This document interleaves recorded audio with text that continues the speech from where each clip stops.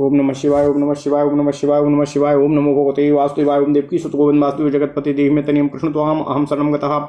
अथ श्रीशो महापुराण कोटि रुद्र संहिता अथ चत्वारिंशो अध्याय। शिवरात्रि के महात्म्य के प्रसंग में व्याध एवं मृग परिवार की कथा तथा व्याधेश्वर लिंग का महात्म्य। ओम नमः शिवाय ओम नमः शिवाय ओम नमः शिवाय ओम नमो भगवते वासुदेवाय ओम देवकी सुत गोविंद वासुदेव जगतपति देहि में तनियम कृष्ण त्वाम अहम शरणं गतः। ऋषयः ऊचु सूत ते वचनं श्रुत्वा परानन्दं वयं गताः। विस्तारातो कथय प्रीत्या तदेवो व्रतमुत्तमम्। कृतं पुरा चाकेनेह सूतय तद्व्रतमुत्तमम्। कृत्वाप्यज्ञात ततश्चैव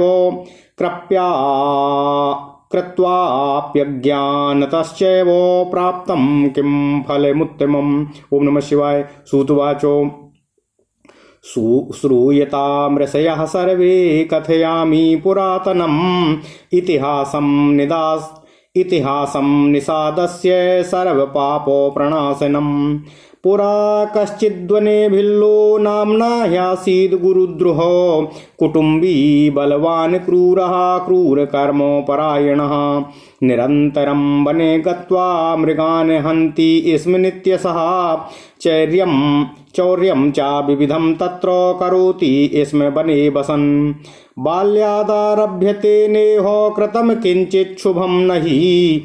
महान् कालो व्यतीयाय वने तस्य दुरात्मनः। कदाचित् शिवरात्रिश्च प्राप्तासीत् तत्र शोभना। न दुरात्मा स्म जानाति महद्वन निवासकृतो। एतस्मिन् समये भिल्लो मात्रा पित्रा स्त्रिया तथा। प्रार्थितश्च क्षुधाभिष्टैर्भक्ष्यं देहि वनेचरः। इति सम्प्रार्थितः सोऽपि धनुरादाय सत्वरं। जगामो मृगसिंहार्थं बभ्रामो सकलं वनम्। देवयोगात्तदा तेनो न प्राप्तं किञ्चिदेव हि। अस्तं प्राप्तस्तदा सूर्यः सा वै दुःखमुपागतः। ओम नमः शिवाय ओम नमः शिवाय। किं कर्तव्यं क्वा गन्तव्यं न प्राप्तं मेद्य किञ्चन। बालाश्च ये गृहे तेषां किं पितॄश्च भविष्यति। मदीयं वै कलत्रं च तस्याः किञ्चिद् भविष्यति। किञ्चिद् गृहीत्वा हि मया गन्तव्यं नान्यथा भवेतो। इत्थं विचार्य सा व्याधो जलाशय समीपगः। जलावतरणं यत्र तत्र गत्वा स्वयं स्थितः। अवश्यमत्र कश्चिद्वै जीवश्चैवागमिष्यति। तं हत्वा स्वागृहं प्रीत्या यास्यामि कृतकार्यकः। इति मत्वा सा वै वृक्षमेकं बिल्वेति संज्ञकं। समारुह्य स्थितस्तत्र जलमादाय भिल्लकः। कदा यास्यति कश्चिद्वै कदा हन्यामहं पुनः। इति बुद्धिं समास्थाय स्थितोऽसौ क्षुत्रसान्वितः। ओम नमः शिवाय। तद्रात्रौ प्रथमे यामे मृगी त्वेका समागता। त्रिसार्ता चकिता सा चाप्रोत्फालं कुर्वती तदा। तं दृष्ट्वा च तदा तेनो तद्वधार्थो मथोऽसरः। संहृष्टेन द्रुतं बाणं धनुषि स्वे हि सन्दधे। इत्येवं कुर्वतस्तस्य जलं बिल्वोदलानि च पतितानि ह्यधस्तत्र शिवलिङ्गां भूततः।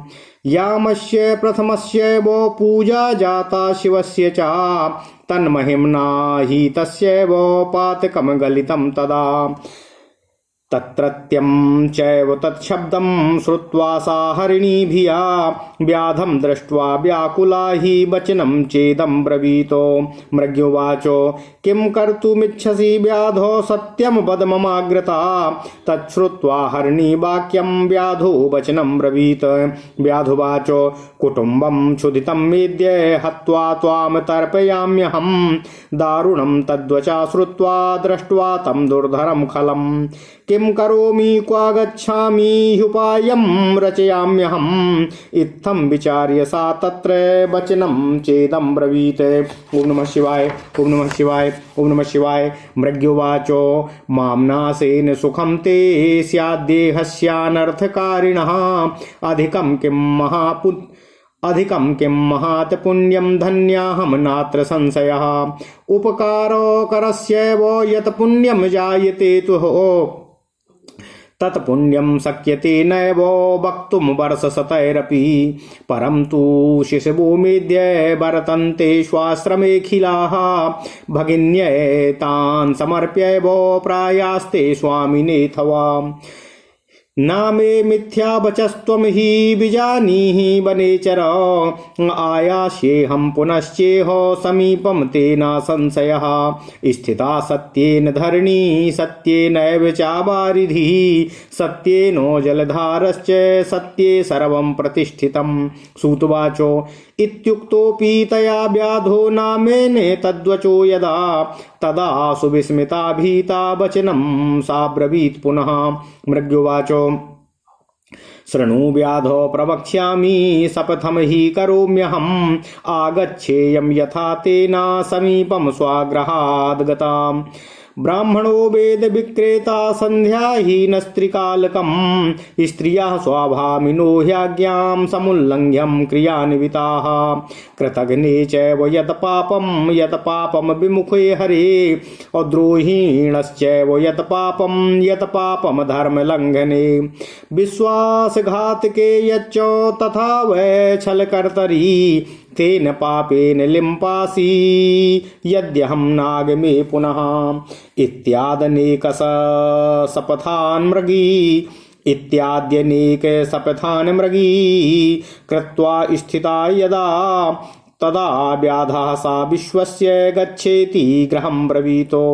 मृगी हृष्टा जलं पीत्वा गतः स्वाश्रममण्डलं तावच्च प्रथमो यामस्तस्य निद्रां विना गतः तदीया भगिनीया वै मृगी च परिभाविता तस्य मार्गं विचिन्वन्ती ह्यजगामः जलार्थिनी। ओम नमः शिवाय। तम दृष्ट्वा च स्वयं भिल्लोकार्षीद्वाणस्य कर्षणं पूर्ववज्ज्वलपत्राणि पतितानि शिवोपरिः यामस्य च द्वितीयस्य तेन शम्भोर्महात्मनः पूजा जाता प्रसंगेन व्याधस्य सुखदायिनी।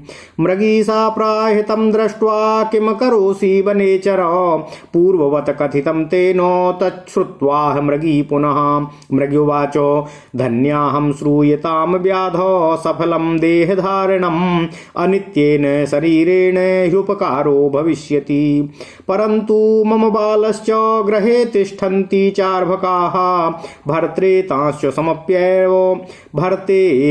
समर्प्यैव ह्यागमिष्याम्यहं पुनः। व्याधुवाचो त्यक्त्या चोक्तं न मन्येऽहं हन्मि त्वां नात्र संशयः तच्छ्रुत्वा हरिणी प्राह शपथं कुर्वती हरे। मृग्युवाचो शृणु व्याधो प्रवक्ष्यामि नागच्छेयं पुनर्यदि वाचा विचलितो यस्तु सुकृतं तेन हारितं परिणीतां स्त्रियां हित्वा गच्छन्त्यां चाया पुनान् वेदधर्मं समुल्लङ्घ्य कल्पितेन चायो व्रजेतो। विष्णु भक्ति समायुक्तः शिवनिन्दां करोति यः पितॄच्छयाहमासाद्य शून्यं चैवाक्रमेदिहो कृत्वा च परितापं हि करोति वचनं पुनः तेन पापेन लिम्पासि नागच्छेयं पुनर्यदि। सूतवाचो इत्युक्तश्च तया व्याधो गच्छेत्याह मृगीं च सह सा मृगी च जलं पीत्वा हृष्टा गच्छत् स्वामाश्रमम्। ओम नमः शिवाय। तावद् द्वितीयो यामो वै तस्य निद्रां विना गतः एतस्मिन् समये तत्र प्राप्ते यामे तृतीयके ज्ञात्वा विलम्बं च किस्तदन्वेषण तत्परः तद्या मे मृग मद्राक्षी जलमार्ग गतम ततः। ओम नमः शिवाय, ओम नमः शिवाय, ओम नमः शिवाय, ओम नमः शिवाय। पुष्टं मृगं च तं दृष्ट्वा हृष्टो वनचरः सा वै सरं धनुषि सन्धाय हन्तुं तं हि प्रचक्रमे। तदैवं कुर्वतस्तस्य बिल्वपत्राणि कानिचित् तत्प्रारब्धो वसाद द्विजा पतितानि शिवोपरिः। तेन तृतीययामस्य तत्रात्रो तस्य भाग्यतः पूजा जाता शिवस्यैव कृपालुत्वं प्रदर्शितम्। श्रुत्वा तत्र च तं शब्दं किं करोसीति प्राहसः कुटुम्बार्थमहं हन्मि त्वां व्याधश्चेति सोऽब्रवीतो। तच्छ्रुत्वा व्याधवचनं हरिणो हृष्टमानसः द्रुतमेव चातं व्याधं वचनं चेदं ब्रवीतो। हरिणुवाचो धन्योऽहं पुष्टिमानद्य अभवत्तृप्तिर्भविष्यति यस्याङ्गमनोपकारार्थं तस्य सर्वं वृथा गतं। यो वै सामर्थ्ययुक्तश्च नोपकारं करोति वै तत्सामर्थ्य भवेद् व्यर्थो परत्र नरकं व्रजेतो। परन्तु बालकान् स्वांश्च समर्प्य जननीं शिशून् आश्वास्याप्यथ तान् सर्वानागमिष्याम्यहं पुनः। इत्युक्तस्तेन सा व्याधो विस्मितोतीव चेतसि मनाक शुद्ध मना नष्टो पापपुञ्जो वचो ब्रवीतो। व्याधुवाचो ये समागताश्चात्रो ते सर्वे त्वया यथा कथयित्वा गता ह्यात्रो नायान्त्यद्यापि वञ्चकाः।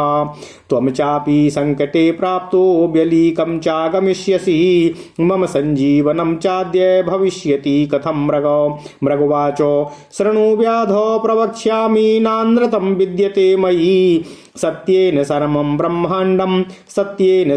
ब्रह्माण्डं तिष्ठत्येव चराचरं। यस्य वाणी व्यलीका हि तत्पुण्यं गलितं क्षणात् तथापि शृणु वै सत्यां प्रतिज्ञां मम भिल्लक।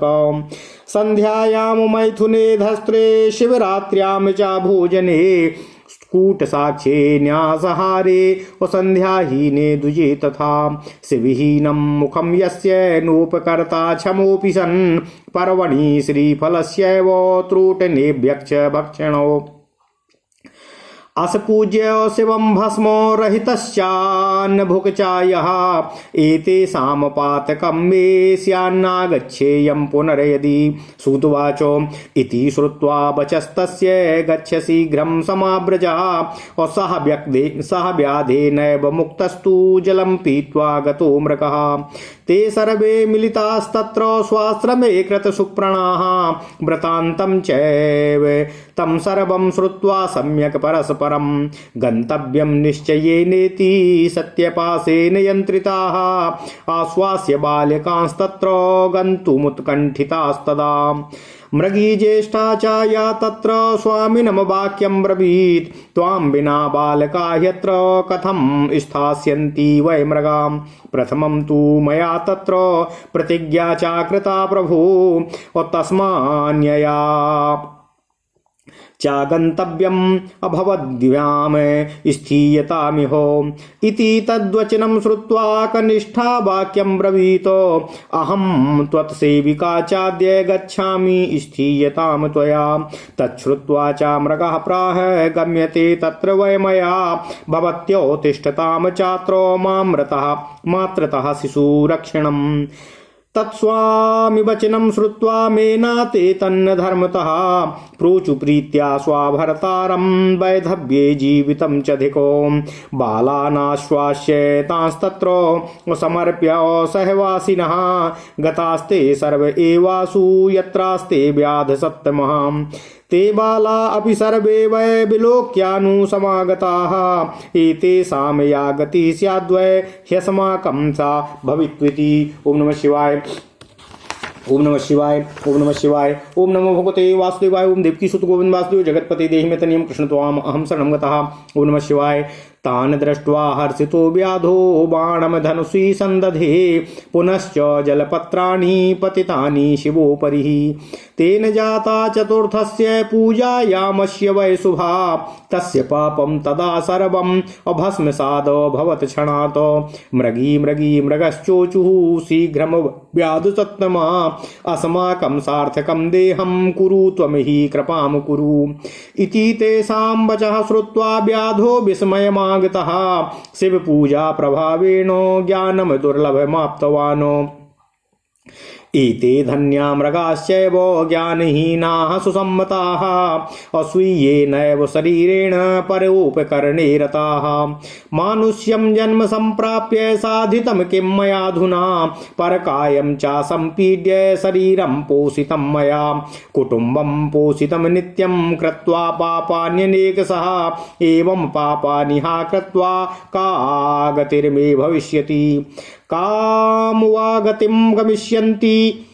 वा गतिं गमिष्यामि पातकं जन्मतः कृतम् इदानीं चिन्तयाम्येवं धिग् सा जीवनं मम इति ज्ञानं समापन्नो बाणं सम्पारयस्तदा गम्यतां च मृगश्रेष्ठा धन्यः स्थ इति चाब्रवीतो इत्युक्ते च तदा तेन प्रसन्नः शङ्करस्तदा पूजितं च स्वरूपमिहि दर्शयामास सम्मतम् संस्पृश्य कृपया शम्भुस्तं व्याधं प्रीतितो ब्रवीतो वरं ब्रूहि प्रसन्नोऽस्मि व्रतेनानेन भिल्लको व्याधोऽपि शिवरूपं च दृष्ट्वा मुक्तो भवत्क्षणात् पपातो शिवपादाग्रे सर्वं प्राप्तोमिति ब्रुवन् शिवोऽपि सुप्रसन्नात्मा नाम दत्त्वा गुहेति च विलोक्य तं कृपादृष्ट्या तस्मै दिव्यान् वरान् दातो। ओम नमः शिवाय। शिवोवाच शृणु व्याध्याद् भोगस्त्वं भुङ्क्ष्व दिव्यान्यथेप्सितान् राजधानीं समाश्रित्य शृङ्गवीरपुरी पराम् अनपाया वंशवृद्धि श्लाघनीयः सुरैरपि गृहे रामस्तवा व्याधो समायास्यति निश्चितं करिष्यति त्वया मैत्रीं मद्भक्त स्नेहकारकः अमत्सेवासक्तचेतास्त्वं मुक्तिं यास्यसि दुर्लभम्। ओम नमः शिवाय। सूतुवाच एतस्मिन्नन्तरे ते तु कृत्वा शङ्कर दर्शनं सर्वे प्रणम्य सन्मुक्तिं मृगयोने प्रपेदिरे विमानं च समारुह्य दिव्यदेहागतास्तदा शिवदर्शनमात्रेण शापान् मुक्ता दिवं गताः व्याधेश्वर शिवो जातः पर्वते ह्यार्बुदाचले दर्शनात् पूजनात् सद्यो भुक्ति मुक्ति प्रदायकः व्याधोऽपि तद्दिनान्नूनं भोगांस भूसुर सत्तमाः भुक्त्वा राम कृपां प्राप्य शिव सायुज्यमाप्तवान् अज्ञानात् व्रतं च ततो कृत्वा सायुज्यमाप्तवान् किं पुनर्भक्ति संपन्ना यान्ति तन्मयतां शुभाम् विचार्य सर्वशास्त्राणि धर्माश्चैवाप्यनेकशः शिवरात्रि व्रतमिदं सर्वोत्कृष्टं प्रकीर्तितं व्रतानि विविधान्यत्र तीर्थानि विविधानि च दानानि च विचित्राणि माखाश्च विविधास्तथा तपांसि विविधान्येव जपाश्चैवाप्यनेकशः नैतेन सम्मतां यान्ति शिवरात्रिव्रतेन च तस्मात् शुभतरं चैत्कर्तव्यं हिमे तस्मात्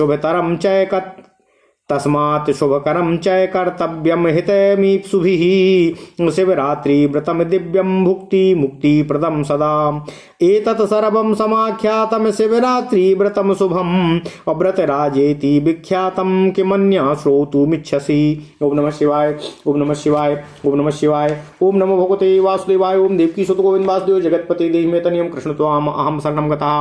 अथ श्री शिव महापुराण कोटि रुद्र संहिता 40वां अध्याय शिवरात्रि व्रत महात्म्य के प्रसंग में व्याध एवं मृग परिवार की कथा तथा व्याधेश्वर लिंग का महात्म्य। ओम नमः शिवाय। ओम नमः शिवाय। ओम नमः शिवाय। ओम नमो भगवते वासुदेवाय। ओम देवकी सुत गोविंद वासुदेव जगतपते देहि तनियं कृष्ण त्वाम अहम शरणं गतः। ऋषिगण बोले, हे सूत जी, आपकी वाणी को सुनकर हम लोग अत्यंत आनंदित हो रहे हैं आप उसी उत्तम व्रत को प्रीति से विस्तार पूर्वक कहिए। हे सूत, यहाँ पर उस उत्तम व्रत को पहले किसने किया तथा अज्ञानता पूर्वक भी इस व्रत को करने से उसको कौन सा फल प्राप्त हुआ है? ओम नमः शिवाय। सूत जी बोले, हे ब्राह्मण गणों, हे ऋषि गणों, मैं इस विषय में एक निषाद एवं सर्व पाप नाशक इतिहास कहता हूँ, आप उसे सुनने की कृपा करें।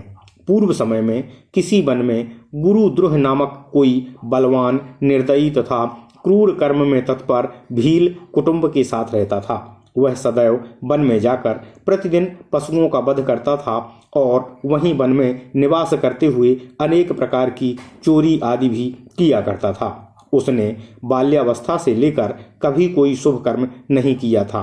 इस प्रकार वन में उस दुष्टात्मा का बहुत समय बीत गया।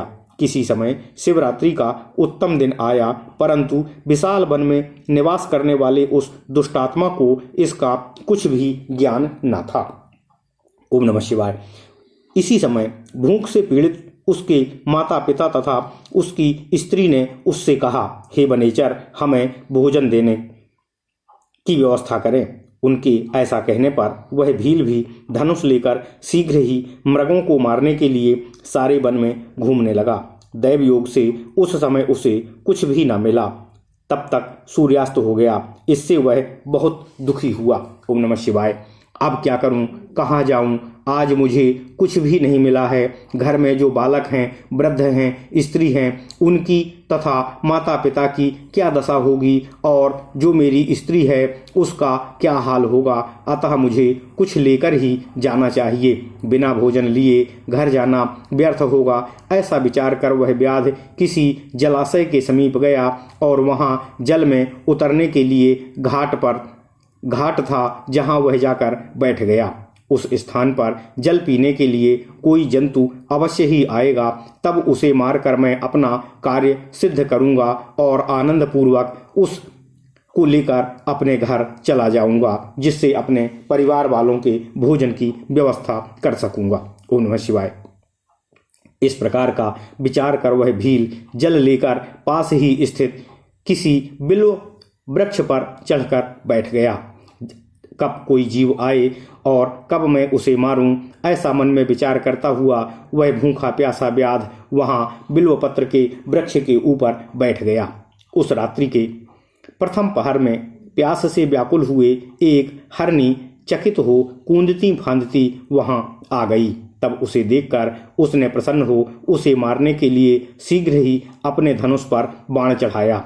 उसके ऐसा करते ही जल तथा कुछ बिल्वपत्र नीचे गिर पड़े, जहां पर एक शिवलिंग स्थित था। उस प्रकार प्रथम प्रहर की शिव पूजा व्याध के द्वारा संपन्न हो गई, जिसकी महिमा से उसके पाप नष्ट हो गए। ओम नमः शिवाय। वहां के उस शब्द को सुनकर भय से व्याकुल हरिणी व्याध को देखकर यह वचन कहने लगी। मृगी बोली, हे व्याध, तुम क्या करना चाहते हो? मेरे सामने सच सच बताओ। तब हरिणी की वह बात सुनकर व्याध ने उससे कहा। व्याध बोला, आज मेरा सारा परिवार भूखा है। मैं तुम्हें मारकर उन्हें भोजन देकर तृप्त करूंगा। तब उसके इस दारुण वचन को सुनकर एवं उस महादुष्ट को देखकर मैं क्या करूं, कहाँ जाऊं? अच्छा, कोई उपाय करती हूं। ऐसा विचार कर वहां पर उसने यह वचन कहा। ओम नमः शिवाय।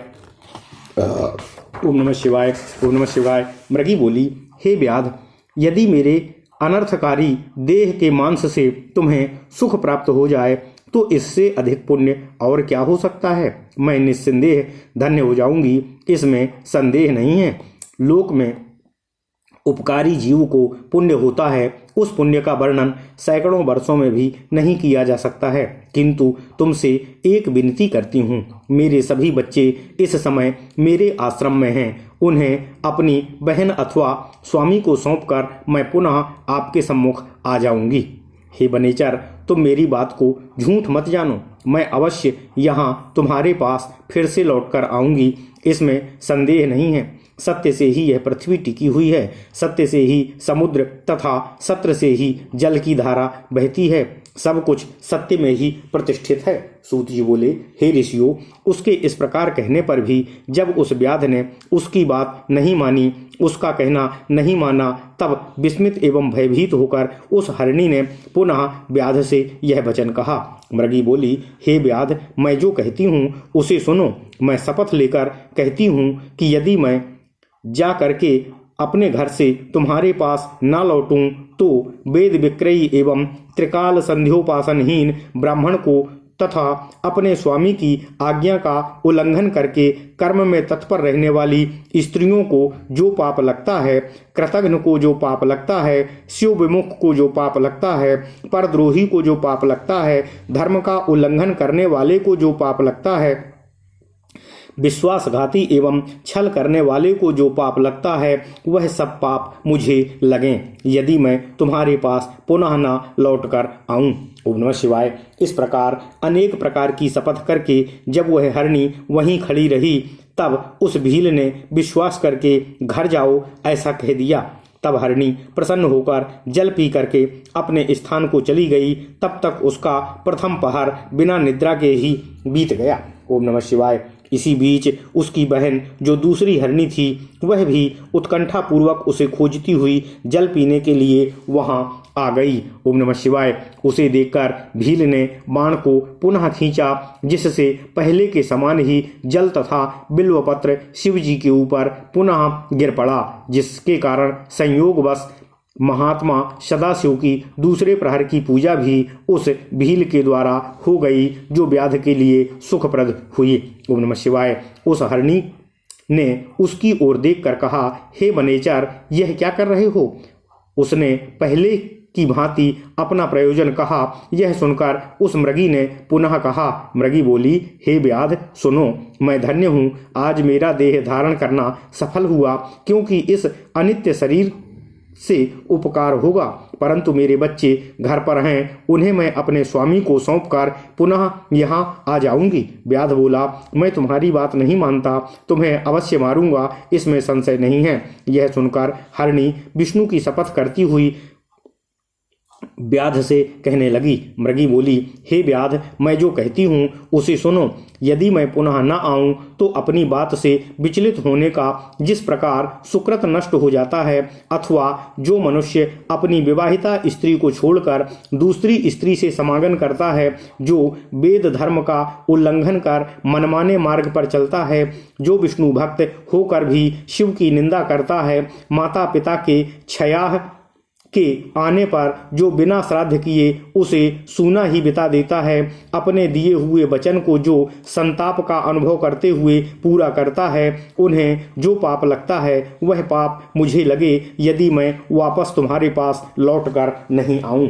सूत जी बोले, उसके ऐसा कहने पर व्याध ने मृगी से कहा, जाओ। तब वह मृगी भी प्रसन्न होकर जल पीकर अपने स्थान से चली गई। तब तक उस व्याध का दूसरा पहर भी बिना निद्रा के ही बीत गया। इसी समय तीसरा प्रहर आने पर मृगी के आने में विलंब जानकर वह चकित हो उसे ढूंढने लगा। तब उस प्रहर में उसे एक मृग जल मार्ग की ओर आता दिखाई पड़ा। ओम नमः शिवाय। ओम नमः शिवाय। ओम नमः शिवाय। ओम नमो भगवते वासुदेवाय। ओम देवकी सुत गोविंद वासुदेव जगतपति देहि में तनियम कृष्ण त्वाम अहम शरणम गता। उस पुष्ट मृग को देखकर वह व्याध बहुत ही प्रसन्न हो गया और धनुष पर बाण चढ़ाकर उसे मारने के लिए उद्यत हो गया। हे द्विजो, हे ऋषियों, उस समय भी उस व्याध के ऐसा करते ही उसके प्रारब्धवश कुछ बिल्वपत्र और जल शिव जी के ऊपर पुनः गिर पड़े। इस प्रकार उस रात्रि में उस भील के भाग्य से ही तीसरे प्रहर की भी शिव पूजा पूर्ण हो गई। इस तरह से शिव जी ने उसके ऊपर अपनी कृपालुता प्रकट की। वहां उस शब्द को सुनकर उस मृग ने कहा, हे वनेचर, यह क्या कर रहे हो? तब वह व्याध बोला कि मैं अपने कुटुंब के लिए तुम्हारा वध करना चाहता हूँ। व्याध का यह वचन सुनकर मृग प्रसन्न चित्त हो गया और बड़ी शीघ्रता से उस व्याध से यह वचन कहने लगा। हरिण बोला, मैं धन्य हूँ जो इतना पुष्ट हूँ जिससे तुम्हारी तृप्ति हो जाएगी। जिसका शरीर उपकार के लिए प्रयुक्त न हो उसका सब कुछ निष्फल हो जाता है। जो सामर्थ्य युक्त रहता हुआ भी उपकार नहीं करता उसका सामर्थ्य निष्फल ही है और वह परलोक में जाने पर नरक प्राप्त करता है। किंतु मैं अपने बच्चों को उनकी माता को सौंपकर और उन सभी को धैर्य देकर पुनः आपके सम्मुख आऊंगा। उसके ऐसा कहने पर वह व्याध अपने मन में बहुत ही विस्मित हुआ। थोड़ा शुद्ध मन वाले तथा नष्ट हुए पाप समूह वाले उस व्याध ने यह वचन कहा। व्याध बोला, जो यहाँ आए वे सभी तुम्हारे ही जैसा कहकर चले गए, किंतु वे वंचक अभी तक नहीं लौटे हैं। हे मृग, तुम भी संकट में प्राप्त होकर उसी प्रकार झूठ बोलकर चले जाओगे। आज इस प्रकार मैं जीवन निर्वाह कैसे होगा? ओम नमः शिवाय, ओम नमः शिवाय। मृग बोला, हे व्याध, मैं जो कहता हूँ उसे सुनो, मैं झूठ नहीं बोलता हूँ। यह सारा चराचर ब्रह्मांड सत्य में ही प्रतिष्ठित है। जिसकी वाणी मिथ्या होती है उसका पुण्य क्षण भर में नष्ट हो जाता है। तथापि हे भील, तुम मेरी सत्य प्रतिज्ञा को सुनो। संध्या काल में मैथुन करने से, शिवरात्रि को भोजन करने से, झूठी गवाही देने से, धरोहर का हरण करने से, धान्य संध्या रहित ब्राह्मण को जिसके मुख से शिव नाम का उच्चारण नहीं होता, समर्थ होते हुए भी जो उपकार नहीं करता, शिव पर्व के दिन बेल के तोड़ने से, अभक्ष्य भक्षण से और बिना शिव पूजन किए एवं शरीर में बिना भस्म का लेप किए जो भोजन करता है, इन सभी को जो पाप लगता है वह पाप मुझे भी लगे, यदि मैं वचन देने के बाद पुनः आपके सम्मुख लौटकर न आऊं। सूत जी बोले, उसका यह वचन सुनकर व्याध ने उससे कहा, जाओ और शीघ्र लौटकर आना। तब वह हरिण जल पीकर वहां से चला गया। इसके बाद भली भांति प्रतिज्ञा किए हुए वे सभी मृग और मृगी अपने आश्रम में जाकर परस्पर मिले और एक दूसरे को सारा समाचार परस्पर निवेदन किया। इस प्रकार सारा वृत्तांत सुनकर सभी ने सत्यपास में नियंत्रित होने के कारण विचार किया कि हमें वहां निश्चित रूप से जाना चाहिए और तब अपने बालकों को धीरज देकर वे उसके सम्मुख जाने को पुनः तैयार हो गए। उनमें से जो हरिणी सबसे बड़ी थी उसने अपने स्वामी से कहा, हे मृग, तुम्हारे बिना ये बालक किस प्रकार यहाँ निवास करेंगे? हे प्रभु, मैं व्याध के पास जाने के लिए पहले ही प्रतिज्ञा कर चुकी हूँ, अतः पहले मुझे वहाँ जाना चाहिए। आप दोनों यहीं रहें। उसकी यह बात सुनकर छोटी हरिणी ने यह वचन कहा, मैं तुम्हारी सेविका हूँ, आज मैं जाती हूँ और यहीं पर तुम लोग यहीं पर रहो। यह बात सुनकर मृग ने कहा, मैं ही वहाँ जा रहा हूँ, तुम दोनों यहीं रहो, क्योंकि माता के द्वारा ही बालकों की रक्षा उचित और संभव होती है। तब स्वामी की बात सुनकर उन्होंने उसे धर्म के अनुकूल नहीं समझा। वे बड़े प्रेम से अपने पति से कहने लगीं कि विधवा बनकर जीना धिक्कार है।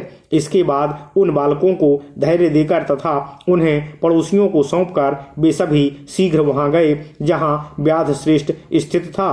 तब वे सभी बच्चे भी यह सोचकर उनके पीछे चल पड़े कि इनकी जो गति होगी वही गति हमारी भी होगी। ओम नमः शिवाय, ओम नमः शिवाय। इसलिए माता पिता के साथ रहना ही उचित है। ओम नमः शिवाय। उन्हें देखकर व्याध अत्यंत हर्षित हो उठा और धनुष पर बाण चढ़ाने लगा। इतने में ही शिवजी के ऊपर पुनः जल और बिल्वपत्र गिर पड़े। उससे चतुर्थ प्रहर की भी उत्तम पूजा संपन्न हो गई। फिर तो क्षण भर में ही उसका सारा पाप नष्ट हो गया। उस समय दोनों मृगियों एवं मृग ने शीघ्रता पूर्वक कहा, हे व्याध श्रेष्ठ, अब तुम हम लोगों पर कृपा करो और हमारे शरीर को सार्थक करो। ओम नमः शिवाय। उनकी यह बात सुनकर भील आश्चर्यचकित हुआ। भगवान शिव जी की कृपा के प्रभाव से उसे दुर्लभ ज्ञान प्राप्त हो गया था। ज्ञान रहित ये मृग धन्य हैं, ये परम सम्माननीय हैं जो अपने शरीर से परोपकार करने में तत्पर हैं। मैंने इस समय मनुष्य जन्म पाकर भी क्या फल प्राप्त किया? मैंने दूसरों के शरीर को पीड़ित करके अपने शरीर का पालन किया। हाय, मैंने नित्य अनेक पाप करके अपने कुटुंब का पालन पोषण किया है। इस प्रकार के पाप करने के कारण अब आगे मेरी क्या गति होगी? मैं किस गति को प्राप्त होऊंगा? मैंने तो जन्म से ही पाप किया है। मैं इस समय ऐसा सोच रहा हूँ, मेरे जीवन को धिक्कार है, मेरे जीवन को धिक्कार है। इस प्रकार से ज्ञान को प्राप्त हुआ वह व्याध अपने बाण को उतारते हुए उनसे कहने लगा कि हे श्रेष्ठ मृगो, तुम लोग धन्य हो, अब तुम लोग अपने घर को जाओ। तब उसके इस प्रकार कहने पर शंकर जी ने प्रसन्न होकर अपने लोक पूजित उत्तम स्वरूप को उसे दिखाया। इसके बाद कृपा पूर्वक उस व्याध को स्पर्श कर भगवान शिव जी ने प्रसन्नता पूर्वक कहा, हे भील, मैं तुम्हारे ऊपर प्रसन्न हूँ, तुम मुझसे वर मांगो। आज तुमने जो व्रत किया है और मेरी पूजा की है, चारों प्रहरों में मैं उससे अत्यंत प्रसन्न हूँ। व्याध जी शिव जी के स्वरूप को देखकर क्षण मात्र में मुक्त हो गया और मैंने आज सब कुछ पा लिया, ऐसा कहता हुआ भगवान शिव जी के चरणों के आगे गिर पड़ा। शिव जी ने भी प्रसन्न चित्त होकर उस गुह ऐसा नाम देकर उसकी ओर कृपा दृष्टि से देखते हुए दिव्य वर दिए। ओम नमः शिवाय। भगवान शिव जी बोले, हे व्याध, सुनो, इस समय तुम श्रृंगपेरपुर में अपनी श्रेष्ठ राजधानी बनाकर यथेष्ट दिव्य सुखों का उपभोग करो। वहाँ अक्षय रूप से तुम्हारे वंश की वृद्धि होगी। हे व्याध, तुम देवताओं के लिए भी प्रशंसनीय रहोगे। तुम्हारे घर साक्षात श्री रामचंद्र जी निश्चित रूप से पधारेंगे। मेरे भक्तों में प्रेम करने वाले वे तुमसे मित्रता करेंगे और मेरी सेवा में आसक्त चित्त वाले तुम दुर्लभ मोक्ष को प्राप्त कर लोगे। सूत जी बोले, इसी प्रकार वे सभी मृग भी भगवान शिव जी का दर्शन कर उन्हें प्रणाम करके मृग योनि से मुक्त हो गए। वे शिव के दर्शन मात्र से साप मुक्त हो गए और दिव्य देह धारण करके विमान पर आरूढ़ होकर स्वर्गलोक को प्रस्थान कर गए। तभी से शिव जी अर्बुदाचल पर्वत पर व्याधेश्वर नाम से प्रसिद्ध हुए, जो दर्शन तथा पूजन से शीघ्र ही भोग एवं मोक्ष को प्रदान करने वाले हैं। हे ब्राह्मण श्रेष्ठों, हे ऋषियों, उस भील ने भी उस दिन से सुखों का उपभोग करने के उपरांत श्री राम की कृपा प्राप्त कर शिव सायुज्य को प्राप्त कर लिया। अज्ञानवश इस व्रत को करके उसने सायुज्य मुक्ति को प्राप्त किया, तो फिर यदि भक्ति भाव से युक्त मनुष्य शुभ सायुज्य मुक्ति को प्राप्त करते हैं तो इसमें आश्चर्य की क्या बात है। मैंने समस्त शास्त्रों तथा अनेक धर्मों का चिंतन करके इस शिवरात्रि व्रत को सर्वोत्कृष्ट कहा है। अनेक प्रकार के व्रत, अनेक प्रकार के तीर्थ, अद्भुत दान, विविध यज्ञ, नाना प्रकार के तप एवं अनेक प्रकार के जप भी इस शिवरात्रि की तुलना नहीं कर सकते हैं। इसलिए अपना हित चाहने वालों को अत्यंत शुभ दिव्य भोग एवं मोक्ष देने वाले इस शिवरात्रि व्रत को अवश्य ही सदा करना चाहिए। इस प्रकार मैंने व्रतराज शिवरात्रि व्रत नाम से विख्यात इस शुभ शिवरात्रि व्रत का संपूर्ण रूप से वर्णन आप लोगों के सम्मुख कर दिया है। अब आप लोग और क्या सुनना चाहते हैं, कृपया मुझसे कहें। ओम नमः शिवाय, ओम नमः शिवाय, ओम नमः शिवाय। ओम नमो भगवते वासुदेवाय। ओम देवकी सुत गोविंद वासुदेव जगतपते देहि मे तनियं कृष्ण त्वाम अहम शरणं गतः। इति श्री शिव महापुराणे चतुर्थ्यां कोटिरुद्र संहितायां व्याधेश्वर महात्म्ये शिवरात्रि व्रत महात्म्य वर्णनम नाम ४४ अध्यायः। इस प्रकार श्री शिव महापुराण के अंतर्गत चतुर्थ कोटिरुद्र संहिता में व्याधेश्वर महात्म्य में शिवरात्रि व्रत महात्म्य वर्णन नामक 40वां अध्याय पूर्ण हुआ। ओम नमः शिवाय, ओम नमः शिवाय, ओम नमः शिवाय। ओम नमो भगवते वासुदेवाय। ओम देवकी सुत गोविंद वासुदेव जगतपते देहि मे तनियं कृष्ण त्वाम अहम शरणं गतः। अथ श्री शिव महापुराण कोटिरुद्र संहिता ४४ अध्यायः।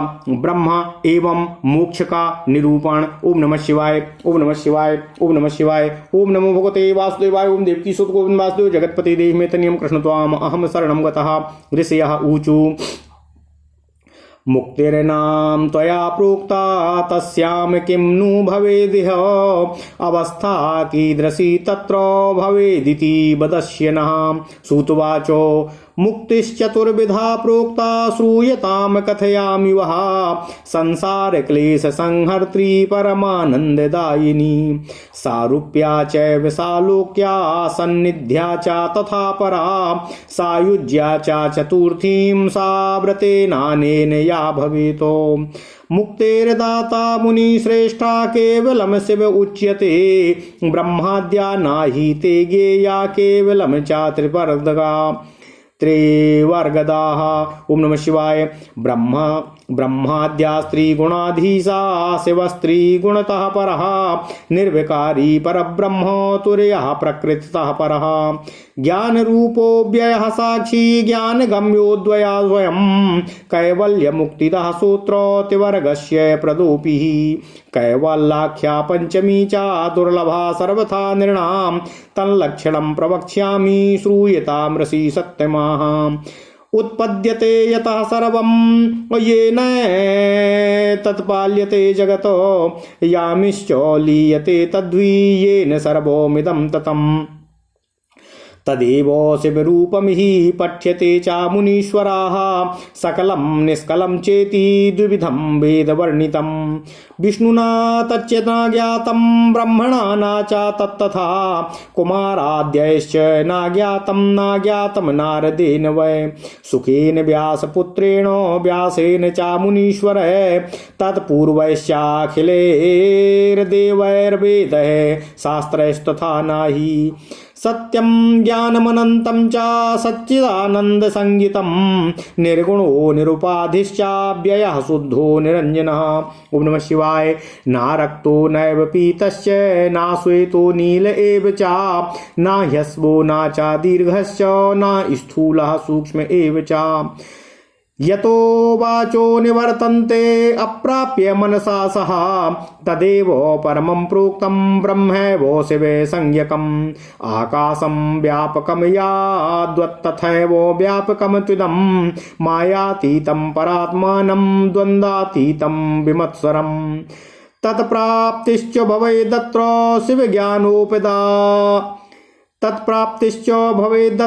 शिवज्ञानोदपायाद् ध्रुवम् अभाजनाद्वा शिवस्यैव सूक्ष्ममत्या सतां द्विजाः ज्ञानम तु दुष्करम लोके भजनम सुकरम मतम तस्मात् शिवं च भजतो मुक्त्यार्थमपि सत्यमाः शिवो हि भजनाधीनो ज्ञानात्मा मोक्षदः परः भक्त्यैव बहवः सिद्धा मुक्तिं प्रापुः परां मुदा ज्ञानमाता शम्भुभक्तिर्मुक्ति भुक्ति प्रदा सदा सुलभा यत्प्रसादाद्वि सत्प्रेमाङ्कुरलक्षणः सह भक्तिर्विविधा गेया सगुणा निर्गुणा द्विजा वैधी स्वाभाविकी या वरा सा स्मृता परा नैष्ठिकी भेदाद् द्विविधैव हि कीर्तिता नैष्ठिकी भेदाद् द्विविधैव हि कीर्तिता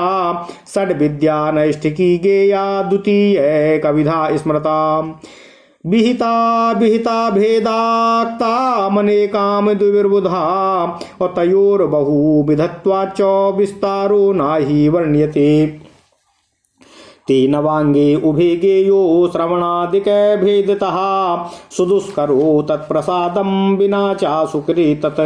ओम नमः शिवाय। भक्ति ज्ञाने च भिन्ने हि शंभुना वर्णिते द्विजा तस्माद् भेदो न कर्तव्यः तत्कर्तुः सर्वदा सुखम विज्ञानं न भवत्येव द्विजा भक्ति विरोधिना शंभु भक्ति करस्यैव भवेद् ज्ञानोदयो द्रुतम् तस्माद् भक्तिर्महेशस्य साधनीया मुनीश्वरा तयैव निखिलं सिद्धं भविष्यति न संशयः इति पृष्टं भवद्भिर्यात् तदेव कथितं मया यच्छ्रुत्वा सर्वपापेभ्यो मुच्यते नात्र संशयः। ओम नमः शिवाय। ओम नमः शिवाय। ओम नमः शिवाय। ओम नमो भगवते वासुदेवाय। ओम देवकी सुत गोविंद वासुदेव जगतपते देहि तनियम कृष्ण त्वाम अहम शरणं गतः। अथ श्री शिव महापुराण कोटि रुद्र संहिता 41वां अध्याय ब्रह्म एवं मोक्ष का निरूपण। ओम नमः शिवाय। ओम नमः शिवाय। ओम नमः शिवाय। ऋषिगण बोले, हे सूत जी, आपने मुक्ति की चर्चा की तथा मुक्ति में क्या होता है और उसकी कैसी अवस्था होती है, हम लोगों से यह बताने की कृपा करें। सूत जी बोले, हे ऋषियों सुनिए, मैं आप लोगों को बता रहा हूँ। सांसारिक दुखों का नाश करने वाली एवं परम आनंद देने वाली मुक्ति 4 प्रकार की कही गई है। सारूप्य, सालोक्य, सानिध्य एवं सायुज्य। इनमें से जो चौथी सायुज्य मुक्ति होती है वह इस शिवरात्रि व्रत के करने से प्राप्त होती है। ओम नमः शिवाय। हे श्रेष्ठ मुनियों, मुक्ति प्रदान करने वाले केवल शिवजी ही कहे जाते हैं। ब्रह्मा आदि को मुक्ति देने वाला नहीं जानना चाहिए। वे केवल धर्म, अर्थ और काम रूप त्रिवर्ग को देने वाले कहे गए हैं। ओम नमः शिवाय। ओम नमः शिवाय। क्षमा करिएगा। हे श्रेष्ठ मुनियों, मुक्ति प्रदान करने वाले केवल शिवजी ही कहे जाते हैं। ब्रह्मा आदि को मुक्ति देने वाला नहीं जानना चाहिए। वे केवल धर्म, अर्थ और काम रूप त्रिवर्ग को देने वाले कहे जाते हैं। ब्रह्मा आदि त्रिगुण के अधीश्वर हैं और भगवान शिव जी त्रिगुण से परे हैं। वे निर्विकार, परब्रह्म, तुरीय और प्रकृति से भी परे हैं। वे ज्ञान रूप, अव्यय, साक्षी, ज्ञानगम्य, स्वयं अद्वय, कैवल्य मुक्ति के दाता एवं त्रिवर्ग को भी देने वाले हैं। कैवल्य नामक 5वीं मुक्ति मनुष्यों को सर्वथा दुर्लभ है। हे ऋषिगणों, मैं उसका लक्षण आप लोगों से बताऊंगा, आप लोग उसे सुनने की कृपा करें।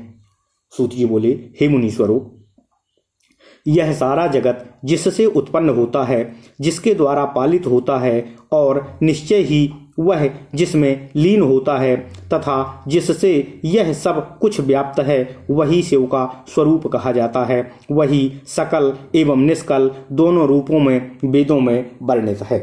भगवान विष्णु उस रूप को न जान सके, ब्रह्मा जी भी उसे न जान सके, सनत कुमार आदि न जान सके और नारद आदि भी नहीं जान सके। व्यासपुत्र सुखदेव, व्यास जी, उनके पहले के भी सभी मुनीश्वर, सभी देवता, वेद तथा शास्त्र भी भगवान शिव के इस सकल और अकल रूप को नहीं जान सके। ओम नमः शिवाय। यह सत्य, ज्ञान रूप, अनंत, सत चित, आनंद स्वरूप, निर्गुण, उपाधि रहित, अव्यय, शुद्ध एवं निरंजन है। ओम नमः शिवाय। वह न रक्त है, न पीत है, न श्वेत है, न नील है, न ह्रस्व है, न दीर्घ है, न स्थूल है और न तो सूक्ष्म ही है। मन सहित वाणी आदि इंद्रियां जिसे बिना प्राप्त किए ही लौट आती हैं, वही परब्रह्म शिव नाम से कहा गया है। जिस प्रकार आकाश व्यापक है, उसी प्रकार शिव तत्व भी व्यापक है। यह माया से परे परात्मा द्वंद्व रहित तथा मत्सर शून्य है। हे द्विजो, सूत जी कहते हैं, उसकी प्राप्ति शिव विषयक ज्ञान के उदय से, शिव के भजन से अथवा सज्जनों के सूक्ष्म विचार से होती है। इस लोक में ज्ञान का उदय तो अत्यंत दुष्कर है, किंतु भजन अत्यंत सरल कहा गया है। अतः हे द्विजो, मुक्ति के लिए भगवान शिव का भजन कीजिए। भगवान शिव जी भजन के ही अधीन हैं। वे ज्ञानात्मा हैं तथा मोक्ष देने वाले हैं। बहुत से विद्वानों ने भक्ति के द्वारा ही आनंद पूर्वक परम मुक्ति को प्राप्त किया है। भगवान शिव जी की भक्ति ज्ञान की माता और भोग एवं मोक्ष को देने वाली हैं। प्रेम की उत्पत्ति से लक्षण वाली वह भक्ति भगवान शिव के प्रसाद से ही सुलभ होती है। हे द्विजो, सूत जी ने कहा, वह भक्ति सगुण एवं निर्गुण के भेद से अनेक प्रकार की कही गई है। जैसे जैसे वैधि और स्वाभाविकी भक्ति बढ़ती जाती है, वैसे वैसे ही श्रेष्ठ होती जाती है। वह नैष्ठिकी तथा अनैष्ठिकी के भेद से 2 प्रकार की कही गई है। नैष्ठिकी भक्ति को 6 प्रकार की जानना चाहिए, दूसरी अनैष्ठिकी भक्ति 1 प्रकार की कही गई है। इसी प्रकार पंडित लोग उसे विहिता तथा अविहिता के भेद से भी अनेक प्रकार वाली कहते हैं। उन दोनों के अनेक प्रकार होने के कारण यहाँ उसके विस्तार का वर्णन किया जाना संभव नहीं है। उन दोनों को श्रवण आदि भेद से 9 प्रकार की जानना चाहिए। वे शिव की कृपा के बिना अत्यंत कठिन हैं, किंतु शिव की प्रसन्नता से अत्यंत सरल हैं। ओम नमः शिवाय। ओम नमः शिवाय। ओम नमः शिवाय। हे द्विजो, भक्ति एवं ज्ञान परस्पर भिन्न नहीं है। शिवजी ने उसका वर्णन किया हुआ है, इसलिए ज्ञानी और भक्त में भेद नहीं समझना चाहिए। ज्ञान हो या भक्ति, इनका पालन करने वाले को सर्वदा सुख की ही प्राप्ति होती है। हे द्विजो, भक्ति का विरोध करने वालों को विज्ञान प्राप्त नहीं होता है। शिव की भक्ति करने वाले को शीघ्र ही ज्ञान का उदय हो जाता है। इसलिए हे मुनीश्वरों, शिव जी की भक्ति अवश्य करनी चाहिए, उसी से सब कुछ सिद्ध होगा, इसमें संशय नहीं है। आप लोगों ने मुझसे जो पूछा था उसे मैंने आप लोगों से कह दिया है, जिसको सुनकर मनुष्य सभी पापों से छूट जाता है, इसमें संदेह नहीं है। ओम नमः शिवाय, ओम नमः शिवाय, ओम नमः शिवाय, ओम नमः शिवाय। इति श्री शिव महापुराणे चतुर्थ्याम कोटिरुद्र संहितायाम मुक्ति निरूपणम नाम 1/4 अध्यायः। इस प्रकार श्री शिव महापुराण के अंतर्गत चतुर्थ कोटिरुद्र संहिता में मुक्ति निरूपण नामक 41वां अध्याय पूर्ण हुआ। ओम नमः शिवाय, ओम नमः शिवाय, ओम नमः शिवाय। ओम नमो भगवते वासुदेवाय। ओम देवकी सुत गोविंद वासुदेव जगतपते देहि में तनियम कृष्ण त्वाम अहम शरणम गतः। ओम नमः